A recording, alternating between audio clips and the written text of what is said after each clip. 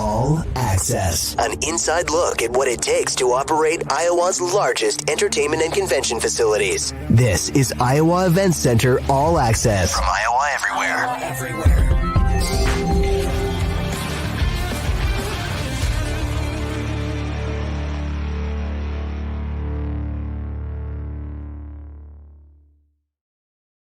And welcome to All Access here with the Iowa Event Center here on the Iowa Everywhere Podcast Network. Matt Van Winkle here alongside my good friend Adam Flack with the Event Center. How we doing, Adam?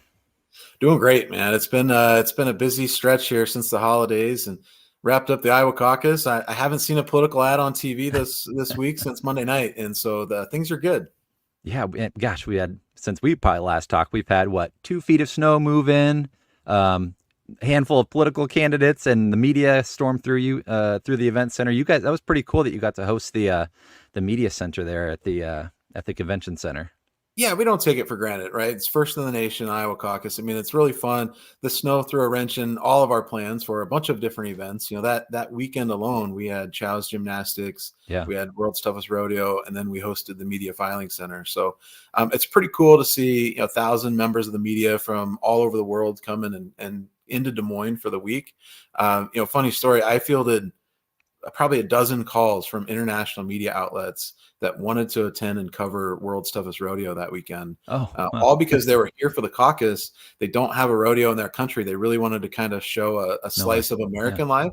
So we hosted a TV crew from Norway. We hosted one from Japan. And then we hosted one from Germany, I think it was, that all came in and saw the rodeo Friday night because they were in town and wanted to share it with their audience. So that was kind of cool. It really is kind of a slice of American culture, I guess, if they really wanted to get a sense of kind of what we're all about.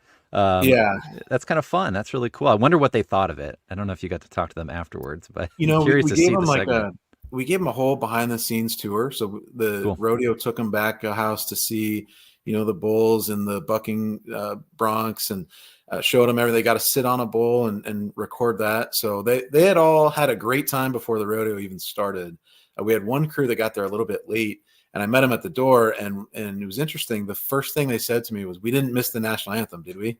So they wanted to really make sure that they saw everything and kind of how events were executed here in the States. That's pretty cool. Some of those things we take for granted, and they appreciate it. That's pretty neat. Well, we'll talk about the rodeo and some of those big events that you guys have had through. Kind of flip in the arena. I know that's a big task. We're going to have a special guest here in a little bit, Director of Operations Harold Peterson. But you guys have some great shows coming up, obviously, some new concerts coming your way soon. We've got some great contests that we're going to announce here. But yeah, why don't we get into bringing in our special guest? You want to introduce him, Adam? Yeah, I mean, we talk about all these events that happen, right? And we'll get through. January is just we've got so many different events going on, and it's an incredible feat for us to put these events on. And a lot of people don't understand what goes into it. We have Media Filing Center in the ballroom. We have CBS and NBC downstairs. We have a Trump rally the night of the Iowa caucus. We have Chow's Gymnastics. Oh, by the way, we got to cover the ice and put a bunch of dirt in there for a rodeo that weekend as well, and then get all that out of there by Sunday for an Iowa Wolves game. So, Harold and his team do a tremendous job. That I can't ask for a better crew. And these guys are busting their ass all the time, from one event to the next, never get the credit they deserve. But it really wanted Harold to come on and really share some of that behind the scenes, like what's it really take to put an event on. So Harold, thanks for joining us.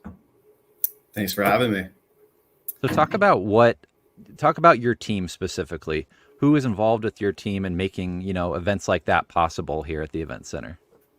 Sure. Yeah, we have a massive team. Our maintenance and engineering team. We have a chief engineer, Jim Bacon, hands down the best to work with. Alex, he's his side hand man, and we have a full-time electrician and a large group of full-time maintenance folks as well as part-time. Our operations crew. We have Nate. He's right alongside me to help me in my duties, and Kyle is the operations manager. We have many supervisors, many building coordinators that are all full time, a solid part time crew, and then we utilize a lot of temp labor throughout the city that has been with us for many years. So really a strong relationship with and a lot of depth and seniority lot of experience with everybody that's on our team.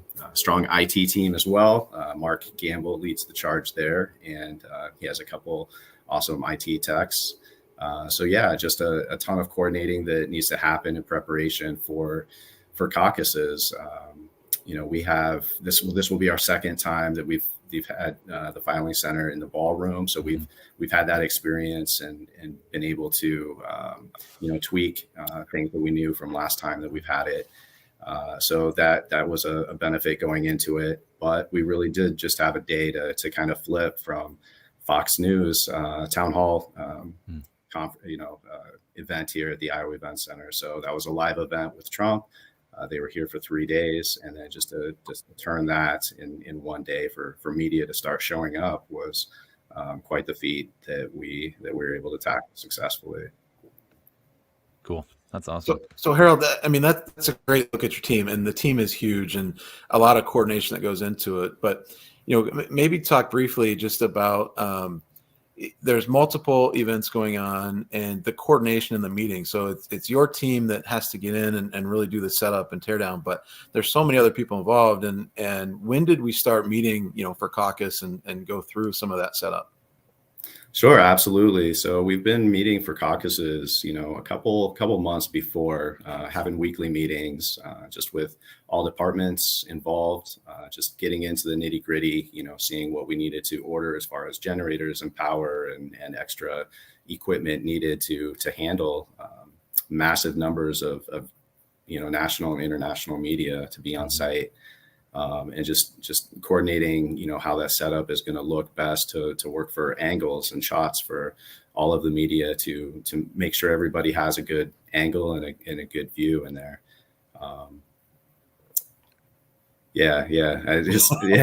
Well, so you mentioned too, just the experience of your staff. I mean, that probably really lends to making this a seamless process, and like you guys really have done this before. I'm sure that's really invaluable to have that experience on your team.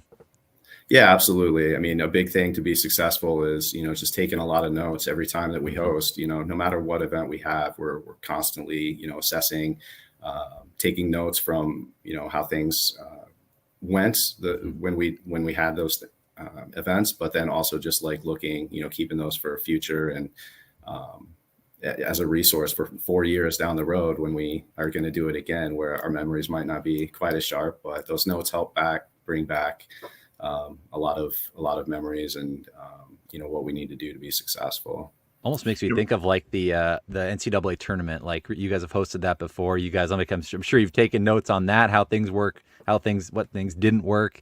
Having that experience to draw back on, I'm sure has lended you really well. So go ahead, Adam. Well, I'm just saying, thanks for mentioning NCAA tournament. It's bid cycle time again, so we're already working on our next bid there. Nice. But to Harold's point, taking the good notes and really having that experience on the staff can really help you as you go into the next time you host an event that only happens every 4 years. Mm-hmm. We were caught a little off guard this time, as you know, Matt. Like media keeps, doing more and more over the internet with fewer sat trucks, and it's evolving. So 4 years ago we had a parking lot full of satellite trucks out there that are all running cable into the building, and this time very minimal on the sat truck side, more just running internet lines and getting as much internet as we could to them. So as we see it, it's like take the notes now, but then it's also what's it going to look like 4 years down the road in terms of how they're going to be producing and getting their content out to their viewers. It's you can only prepare for so much. I think that caught us a little off guard this time. Yeah, talk about too the technical side, Harold, of that, and what all it takes from a tech side to run the event center. Strong team, draws back to the team every time. Jim Bacon, he's been with us since we opened, and same with Mark Gamble, and so I lean on them heavily for their expertise and being able to ask the right questions with media and groups coming in, just to be able to get ask the right questions, to get the right information, to make sure that we are set and ready to go.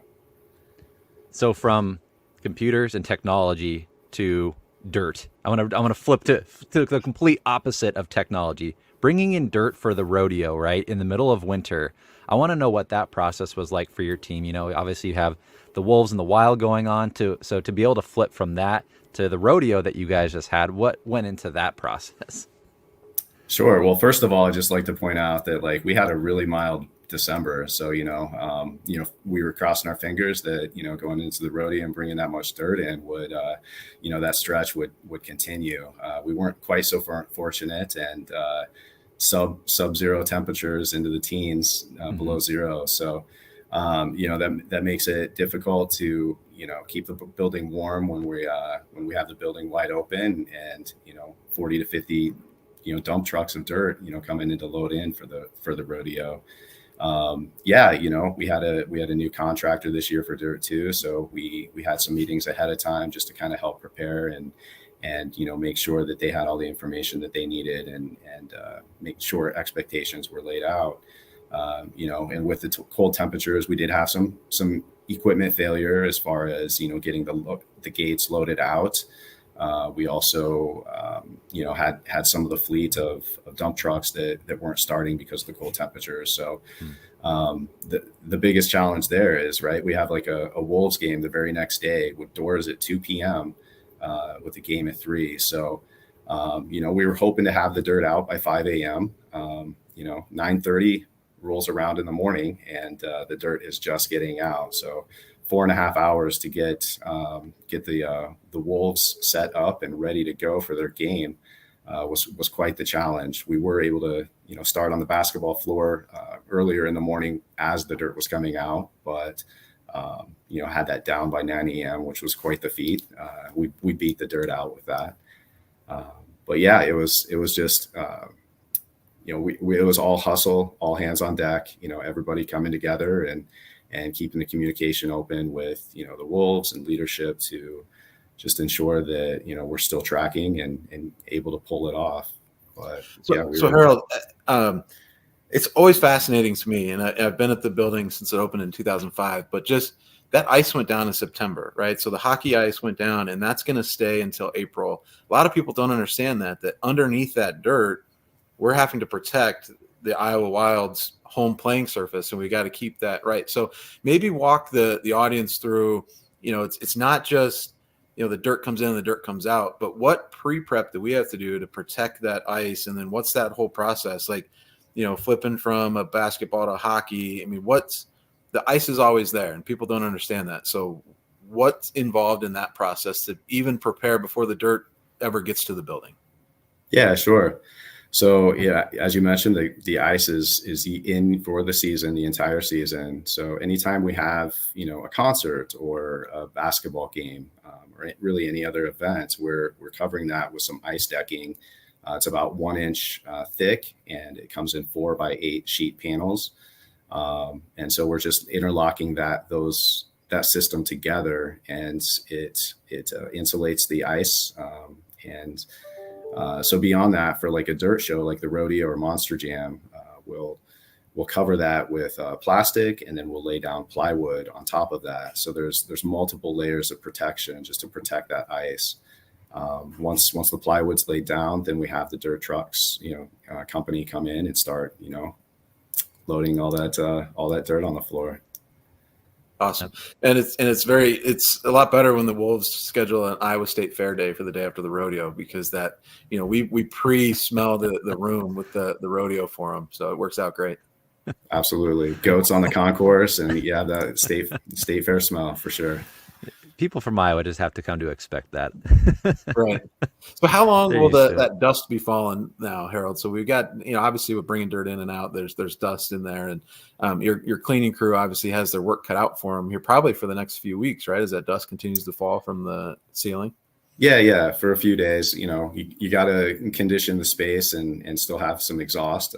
Ideally, it would be nice, just to let the building settle, and it would, the dust would settle that much quicker. But, so that is a big challenge with the Wolves being the next day is, keeping that court free of dust. So just we're having to really up our efforts to, wet mop and dry mop the court regularly, about twice as much, just player safety as well, and just making sure that it's a solid surface. So yeah, we definitely battled that for that game, and the second day as well, and then we've had some high school games this week. Well, yeah, even with the amount of foot traffic and the weather we've been having, I'm sure your team is really on top of keeping the event center clean and avoiding slips and spills and stuff in the inside the arena, outside the arena. What kind of things has your team done to kind of improve that, streamline that process? Checklists, a lot of, meetings ahead of time. We have a supervisor meeting every week that we're, just kind of running down through the week, and just really digging into every event and every event needs, making sure that we're good with the schedule. And again, checklists, our dirt, checklist for after the rodeo is much more involved than after a typical game. So, yep, that's cool. So Harold, this month is crazy, especially just looking at the arena, not even taking into account all the flips and changes for practical farmers and pork producers. And there's a ton of stuff going on in the convention center. And then you look, I think it's next week, it's like hockey, then basketball, then hockey, then basketball. So there's a lot of overnight changeovers and preparation. That even starts this weekend, where the Wolves have a country concert after their game. And then next weekend, the Wild do a hockey game and then a country concert as well. So that extra layer, what's that prep like to get the concert set and ready to go so that there's not a lot of dead time after the game ends before the concert starts? Sure. Yeah. So the Wolves will change their configuration this weekend for that Saturday game. We'll have the south end seating pulled out and the stage prepared. It'll already be set, ready to go. They'll have a load in that morning. Everything will be, set up. So it'll essentially just be relocating folks down to the south end, and concert will be underway within minutes after the game. And then hockey's a little bit bigger, right? You got to remove some glass and get people down on the ice safely to people that bought those VIP tickets. Right. Absolutely. Definitely a little bit more prep and a little bit more effort on our end in between the game and the concert for the Wild game. I think last year we had the north and the south glass removed in 7 minutes. So we had 2 crews on each side, and they knocked it out very quickly. So yeah, we're also protecting the ice by laying carpet over the ice for all the fans to be down on the ice for that concert as well. So definitely more involved for that specific concert for the Wild game, but and a tougher timeline to make as well. But sure. Yeah, to your point, Adam, we've been super busy already. We're mid-January and we've had 10 events already in the arena that we've had a lot of flips, and then starting Saturday we have 7 events in 8 days. So it's constantly flipping it back and forth with a concert in there as well. So, so we have a day we can put another event in there. I guess. Yeah. So let's see what you can do. Harold Peterson, Director of Operations with the Event Center, joining us here on All Access. We were talking before this, you guys have added some new exterior lighting to Wells Fargo Arena. I got to see that. I was driving in a couple weeks ago to Monday Night Raw. Talk about that process and what people can expect the next time they may drive by the arena. Yeah, absolutely. This conversation has been going on for many, many years. It's a vision that we've wanted to move forward with. We recently installed a new roof for Wells Fargo Arena, and it just made sense to update the lighting as part of that. And so we've had some additional enhancements as well. We will have LED color changing lights. We'll have the uplighting that will focus on the underneath portion of the big metal bowl for the arena. Some down washing lights that will hit the upper crown part of the bowl, as well as highlighting some of or all of the metal facing on the walls of the building, essentially. So it's going to be a dramatic difference. It's really going to make Des Moines pop. Just being able to have color changing is just going to give us unlimited options as far as with our tenant teams and NCAA and just different key themes throughout the year that we'll be able to to highlight and really bring some life to Des Moines. Yeah, it's pretty cool, Matt. Like, in the past, we've always had uplighting, to light that upper bowl, but they were old light fixtures. And so for NCAA basketball, when we would change our lights to blue, we're covering gels and covering each light. So somebody's going out on the roof and covering each one of those to try to get that effect. And it was really doled out. So Harold and his team have done a great job, and we can't, thank Polk County enough for continuing to invest in the building, by getting the roof replacement and doing the lighting enhancements. I mean, they get it. They understand that, we have to continue to keep making improvements to the venue, both exterior and interior, to make sure that we stay relevant. We had the new video board years ago, now the new exterior lights. So, we're just in the testing phase. And so if people drive by and see a light, there is no significance to that color right now. We're just really doing some testing and getting things ready so that we can really enhance the look as people drive down there. But can't wait to get that done. And Harold's working through it, every night. It seems like we're doing some different testing. Awesome. Well, Harold, thank you so much. Thanks to you and your team, especially. I mean, you guys are some of the unsung heroes, really, of the events that make this work possible and this entertainment that comes to our great state. So really thank you and your team. Thanks, Matt. Take care. Thanks so much. Well, that's cool. Kind of get behind the scenes of some of the operations side that goes on. And we talk a lot about the fun stuff, yeah, right? Right. The shows coming to town, but man, there is so much work that goes into making these shows possible. And Harold really leads the charge there. Yeah. I mean, we're thinking, I think we're going to talk. We got a couple new announcements coming up over the next couple of weeks. And, every time we get a new show announcement, I get excited, right? We get a new show that we get to try to sell tickets for and talk about on shows like this and do the marketing for. And Harold's probably taking a deep breath, like, wait, that's another show we got to get prepared for. So that team is moving 24 hours a day. The overnight crew that really does that setup. I mean, the great thing about it is you never hear them complain. It's like, hey, we want to do this. Can we do it? We'll find a way. And so we couldn't do the volume of events. Over the course of a year, we're talking about 400 events through our 3 venues. Yeah. And that crew's touching each one of them, in terms of setup and tear down and cleaning. So I can't thank them enough for everything they do.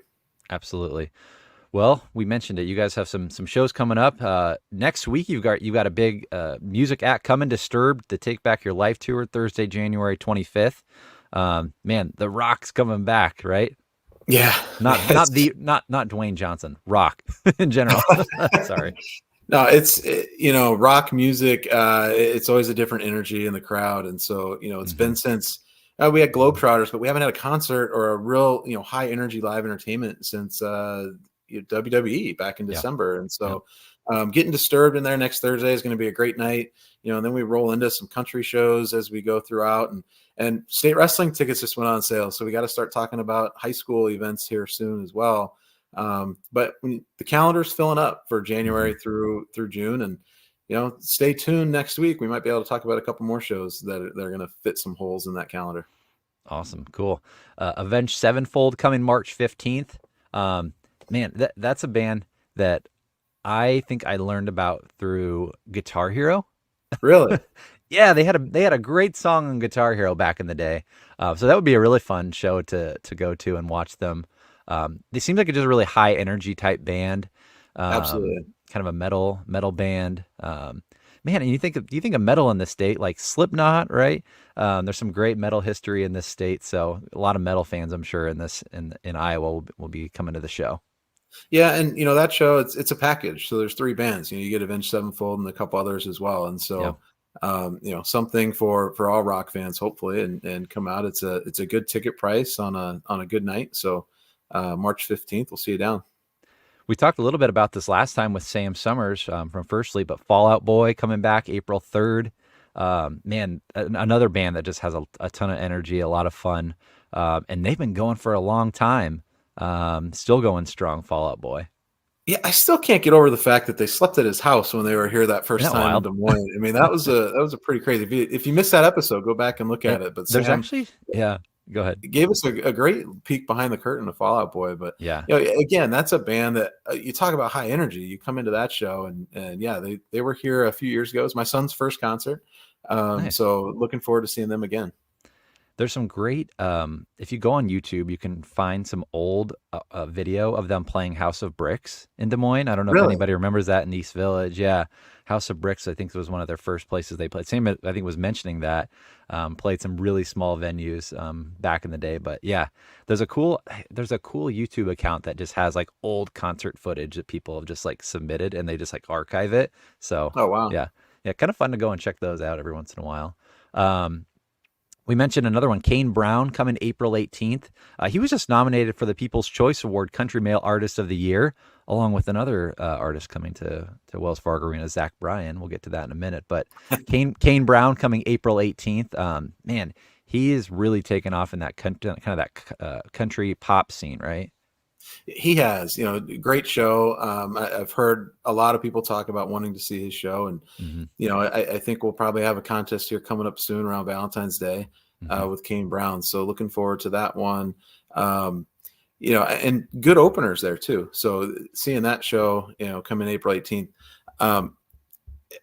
Shoot, now I forgot what else you said. Oh, Zach Bryan. Yeah, what Zach a Bryan. show. Yeah. I mean, 2 nights, you don't get Yeah. many back-to-backs. And I think a lot of people are surprised. There is still ticket availability, and you can buy tickets or stay tuned to Iowa Everywhere. You got a huge contest going on right now. We do. IowaEverywhere.com. You got to check it out. We've already had, I think, close to like 1,000 people enter this contest, but we have a great contest going on right now for the Quittin' Time Tour. Zach Bryan coming.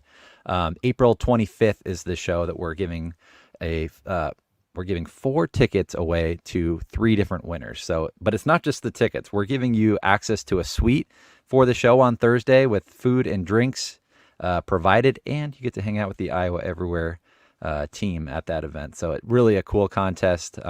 Make sure you get in there. Nothing you have to do other than enter on our website, iowaeverywhere.com. So really looking forward to that show. Those 2 shows, Thursday and Friday, should be a really fun time.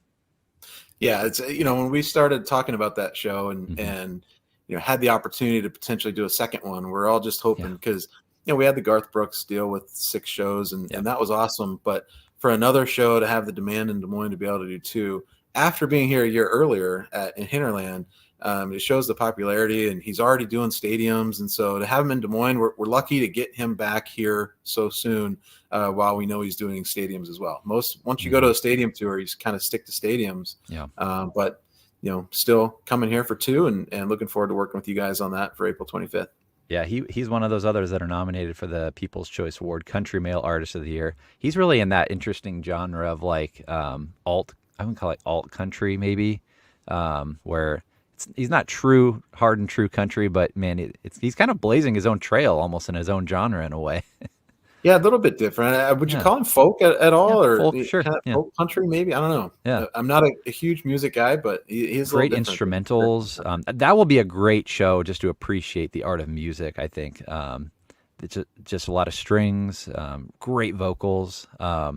Really excited for that show. Again, iowaeverywhere.com if you want to enter into that great contest to win 4-pack of tickets. Bring your friends, bring your family. It'll be a great show. Tickets are still available for the Thursday show for sure. I know the Friday one's getting tight, but Friday one's getting close. The Thursday one, there is still availability. And everything that I've heard from his tour last year is the energy in that arena is going to be high. So it's like start to finish. That crowd is really excited about that show. Well, speaking of people who may have seen him, last year at Hinterland he played. Hinterland just announced their lineup for this coming year, August 2nd through the 4th in St. Charles. Hosier, Vampire Weekend, and Noah Khan are coming to Noah Khan's coming back to Hinterland. He was there last year as well. So they've got a great lineup. Yeah, you talk about Hinterland, and I think we take it for granted, to a certain extent. I mean, it's a great event. It's been here a few years now. And, I got a message the other day once the lineup was announced from a friend of mine in London, Ontario. So somebody from Canada saying, hey, I'm coming to your city here in August. I'm going to Hinterland in St. Charles. So if that tells you kind of the reach, people are coming from out of the country to see that show now. Mm-hmm. Yeah, it's really become one of those kind of summer staple festivals for a lot of that genre of band. A lot of those artists are playing, Coachella, big music festivals in the summer. So really lucky to get some of those great artists. And another tried and true country artist, Willie Nelson's coming back to Des Moines. Saw that hit the news last week. playing Lauridsen Amphitheater May 25th. He was here last year. Did you go to that or did you hear about it? I did not go to it. I had some family that went to it, and they said it's just a Willie Nelson show. They loved it. They thought it was great. I think they're continuing to try to improve the in and out, getting fans in and out of that space for big crowds. But obviously coming back, I can't remember. Did he turn 91 something? And coming back year after year. So I'm sure a lot of the same people will go back again. That's pretty cool. I've yet to go to a concert at the Lauridsen Amphitheater, but I'm sure it's just a great setting, right there by Gray's Lake, beautiful skyline of Des Moines kind of in the back too. So I'll have to get to a concert there this summer. Maybe it's the Willie Nelson one. We'll see. Yeah, I mean, it is a cool place, right? That's where they hosted the Ragbri overnight camping. And so we went down and took a look at that. And obviously they had the show there that night as well. So yeah. The stage, it's already set and ready to go. It's kind of pre-made for it. And I'll tell you, Des Moines is getting busier and busier with shows, all the vibrant music hall and all these different locations are just bringing more and more live music, which is really a testament to Central Iowa and the fact that we want to see more shows and we'll buy tickets. So couldn't be more thankful for that. Well, you led me right into my next point. Ragbri, had the concert there at Lauridsen. Well, they're announcing the route coming up next week over at Hy-Vee Hall with you guys. Saturday, January 27th. That's coming right up. Yeah, that bike expo, and it's a big one. I'm assuming the route's going a different route this year and maybe hitting new cities. I don't remember exactly if they go north and then central or south or what they do. They move it along, yeah. Yeah, so I think we'll not see all the bikers come through Des Moines again for a while. But, that event, again, you talk about events that have been here for a long time and continue on. That's another one. And then Bacon Fest just announced their show for May. So nice, cool. Well, yeah, you mentioned a lot of different artists coming through Des Moines. We've talked about it in the past too, just how more and more comedians are coming through this state, especially.